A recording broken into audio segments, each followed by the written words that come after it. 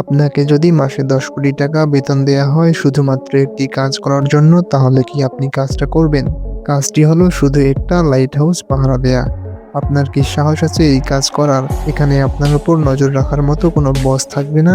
যখন ইচ্ছা ঘুমোতে পারেন, আরাম করে উঠতে পারেন, ভিউ এনজয় করুন এবং ফিশিং করে সময় কাটাতে পারেন। আপনার কাজ হবে শুধু এটা নিশ্চিত করা যে লাইট হাউসের ওপর আলোটা যেন ঠিকমতো কাজ করে। ব্যাস এতটুকুই কাজ। ১০ কোটি টাকা পাবেন শুধু একটা লাইট দেখার জন্য যে সেটা ঠিকমতো জ্বলছে কিনা। কিন্তু দুর্ভাগ্যবশত ভালো খবর এখানেই শেষ। আর খারাপ খবর হলো এটা বিশ্বের সবচেয়ে বিপজ্জনক চাকরি। এটা হলো জুমান লাইট হাউস। আর এটা পাহারা দেওয়ার কারণ হলো এটা সমুদ্রের মাঝখানে অবস্থিত। এই চাকরির জন্য সিভি পাঠানোর আগে এটা শুনে নিন যে সেখানে আপনার সাথে কথা বলার মতো কোনো মানুষ থাকবে না। চারিদিকে শুধু একাকিত্ব। আর সবচেয়ে ভয়ের ব্যাপার হলো এই এলাকায় খুব ভয়াবহ ঝড় আসে। ঝড়ের ঢেউগুলো টাওয়ারের ওপরে ১০ মিটার পর্যন্ত আছড়ে পড়ে। এই চাকরিতে প্রাণ যাওয়ারও ঝুঁকি আছে। উদ্ধার অভিযানের সময় তোলা একটি ছবিতে দেখা যায় লাইট হাউস কিপার কিভাবে ঝড়ে আটকা পড়েছিলেন। এসব জানার পরও কি আপনার এই চাকরিটার জন্য আবেদন করার সাহস আছে? এই অদ্ভুত চাকরির কথা শোনার পর আপনার মনে প্রশ্ন আসতে পারে, এই লাইট হাউস কেন বানানো হয়েছে এবং এর আলো জ্বলে থাকা কেন এত জরুরি? এটা বোঝার জন্য আমাদের লাইট হাউসের শুরুর ইতিহাস দেখতে হবে। প্রাচীনকালে যখন চলাচলের জন্য রাস্তা বা গাড়ি ছিল না, তখন দীর্ঘ ভ্রমণের সবচেয়ে ভালো উপায় ছিল সমুদ্রপথ। ক্যাপ্টেন মার্সিয়ার্স নামে একজন দক্ষ নাবিক ছিলেন যিনি তার বিপজ্জনক সমুদ্র যাত্রার জন্য পরিচিত ছিলেন। একদিন রাতে ক্যাপ্টেন খুব অন্ধকার একটি এলাকা দিয়ে যাচ্ছিলেন। সেখানে পানির নিচে বড় বড় পাথর ছিল। তার জাহাজ পাথরে ধাক্কা খেয়ে ফুটো হয়ে যায় এবং উল্টে গিয়ে ব্যাপক ক্ষয়ক্ষতি হয়। এই ঘটনার পর তিনি ভাবলেন এই সমস্যার নিশ্চয়ই কোনো সমাধান আছে যা নাবিকদের এমন বিপদ থেকে সতর্ক করবে। এটা ছিল একটা সমস্যা। আর দ্বিতীয় সমস্যা হলো মহাসাগর অনেক বড়। প্যাসিফিক ওশান বা প্রশান্ত মহাসাগর এতটাই বিশাল যে বিশ্বের ৭টি মহাদেশের সব জমি একত্রে করলেও এটি তার চেয়ে বড় হবে। এমনকি ৫টি চাঁদকে পাশাপাশি রাখলেও প্রশান্ত মহাসাগর বড় থাকবে। এখন নিশ্চয়ই ধারণা করতে পারছেন এটা কত বড়। পুরনো দিনে যখন নাবিকেরা এই খোলা সমুদ্রে যাত্রা করতেন, তারা জানতেন না পরবর্তী ডাঙা কত দূর বা তার সঠিক পথ কোনটি। নেভিগেশন তখন বিশ্বের সবচেয়ে বড় সমস্যা ছিল, কারণ তখন জিপিএস বা উন্নত কোনো সিস্টেম ছিল না। জিপিএস আবিষ্কৃত হয়েছে ১৯৭৩ সালে। তখন নাবিকদের সূর্য, নক্ষত্র এবং শুরুর দিকের কিছু সাধারণ নেভিগেশন টুলের উপর নির্ভর করতে হতো। এই অনন্তহীন সমুদ্র পাড়ি দিতে গিয়ে আরও অনেক বিপদ আসতো, যেমনটা ক্যাপ্টেন এলিসের সাথে হয়েছিল। তিনি যখন প্রশান্ত মহাসাগর পাড়ি দিচ্ছিলেন, রাতে হঠাৎ মেঘ আসায় নক্ষত্রগুলো ঢাকা পড়ে যায়, যা দেখে তারা পথ চলছিলেন। এরপর সমুদ্রে তীব্র ঝড় শুরু হলে তারা পথ হারিয়ে ফেলেন। সকাল হলে তারা বুঝতে পারেন তারা মাঝ সমুদ্রে হারিয়ে গেছেন। স্কুলের কাছে কোনো খাবার বা পানি অবশিষ্ট ছিল না। সমুদ্রের লোনা পানি পান করা যায় না, তাই তারা পানির মাঝখানে থেকেও তৃষ্ণার্ত ছিলেন। অনেক স্ক্রু মারা যান এবং ক্যাপ্টেন অনেক কষ্টে ডাঙা খুঁজে পান। এই না শেষ হওয়া সমুদ্র পাড়ি দেওয়ার জন্য নেভিগেশনের উপর নির্ভর করতে হতো।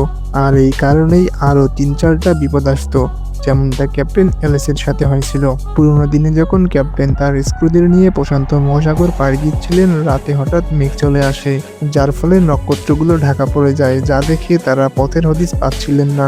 এরপর সমুদ্রের এই অংশে খুব শক্তিশালী ঝড় আসে এবং তারা পথ হারিয়ে ফেলেন। যখন সকাল হয়, তারা খোলা সমুদ্রে পুরোপুরি হারিয়ে গিয়েছিলেন। স্ক্রুদের কাছে না ছিল কোনো খাবার আর না ছিল পান করার মতো পানি। ক্ষুধা ও তৃষ্ণায় স্ক্রুদের অবস্থা খুব খারাপ হয়ে যায়। আপনারা জানলেন যে সমুদ্রের পানি আমরা মানুষেরা পান করতে পারি না, কারণ এটি অনেক বেশি লবণাক্ত। এটি পান করলে মানুষের মৃত্যু পর্যন্ত হতে পারে। তাই তারা পানির মাঝখানে থেকেও তৃষ্ণার্ত ছিলেন। এতে অনেক স্ক্রু মেম্বার মারা যায়। ক্যাপ্টেন অনেক কষ্টে ডাঙা খুঁজে পান এবং শেষ পর্যন্ত সেখানে গিয়ে থামেন। এবার বিশ্বের প্রথম লাইট হাউস বা আলোকবর্তিকার যাত্রা শুরু হতে যাচ্ছিল মিশরে। ভূমধ্যসাগরের তীরে ছিল প্রাচীন শহর আলেকজান্দ্রিকা। সেখানকার শাসক ছিলেন দ্বিতীয় টলেমি ফিলাডেলফাস। তার রাজত্ব সেই সময়ের ব্যবসা ও সংস্কৃতির একটি বড় কেন্দ্র ছিল।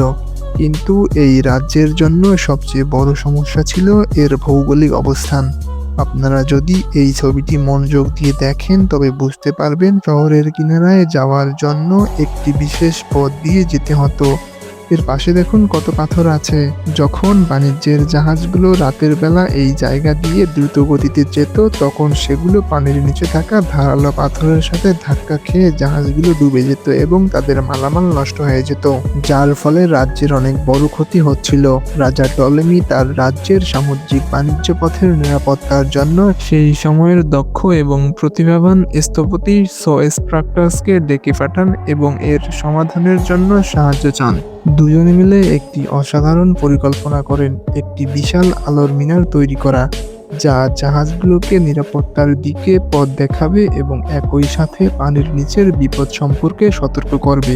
সোএস্ট্রাটাস কাজ শুরু করেন, কিন্তু তিনি জানতেন না যে তিনি যা তৈরি করছেন তা প্রাচীন বিশ্বের অন্যতম সেরা ইঞ্জিনিয়ারিং বিস্ময় হতে যাচ্ছে।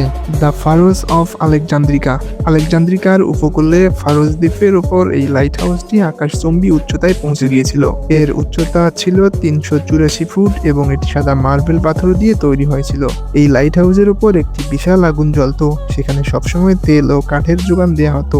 এই লাইট হাউসকে বিশ্বের প্রাচীন সপ্তম আশ্চর্যের একটি হিসেবে গণ্য করা হতো, কিন্তু শুধুমাত্র এই বিশাল আকৃতির কারণেই এই লাইট হাউসটি আশ্চর্যজনক ছিল না, বরং এর পেছনে ছিল একটি জিনিয়াস ডিজাইন। সোএস্ট্রাটাস আলোর তীব্রতা বাড়ানোর জন্য আয়না এবং লেন্সের একটি সিস্টেম তৈরি করেছিলেন, যার সাহায্যে মাইলের পর মাইল দূর থেকেও জাহাজের নাবিকেরা এই আলো অনায়াসেই দেখতে পেত। যখনই লাইট হাউসটি তৈরির খবর ছড়িয়ে পড়ে তখন দূর দূরান্তের নাবিকেরা স্বস্তির নিঃশ্বাস ফেলে। এখন আর তাদের পাথুরে পানির ওপর দিয়ে ঝুঁকি নিয়ে নেভিগেট করার প্রয়োজন ছিল না। সুতরাং বিশ্বের এই প্রথম লাইট হাউসটি নাবিকদের কাছে নিরাপত্তার প্রতীকে পরিণত হলো। এখান থেকেই লাইট হাউসের ধারণা পুরো পৃথিবীতে ছড়িয়ে পড়ে।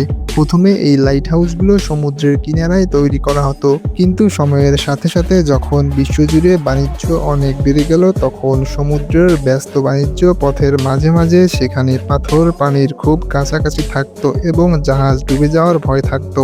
সেই জায়গাগুলোতে লাইট হাউস বানানো শুরু হয়।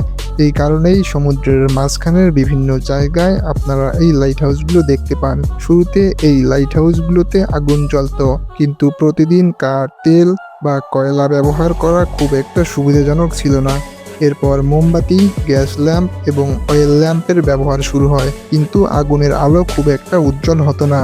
যখন বিদ্যুৎ আবিষ্কৃত হলো এবং লাইট বাল্ব উদ্ভাবিত হলো তখন লাইট হাউসগুলো ইলেকট্রিক বাল্বে শিফট হতে শুরু করলো, কারণ ইলেকট্রিক বাল্বের আলো অনেক বেশি হয়। কিন্তু তারপরও লাইট হাউস এই আলোকে মাইলের পর মাইল দূরে কিভাবে রিফ্লেক্ট করবে?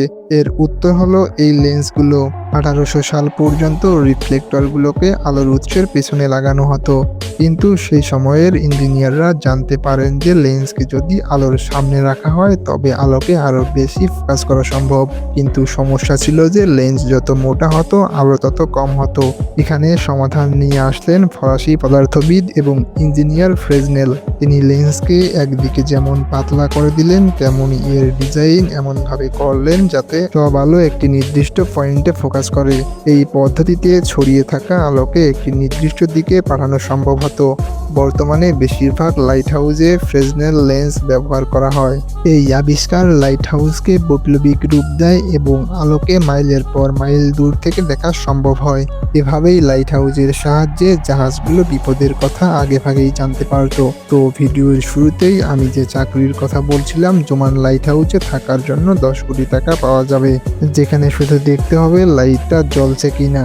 আপনারা কি এখন এই কাজ করতে আগ্রহী? অবশ্যই কমেন্টে জানাবেন। এই লাইট হাউসটি প্রাচীন যুগে তৈরি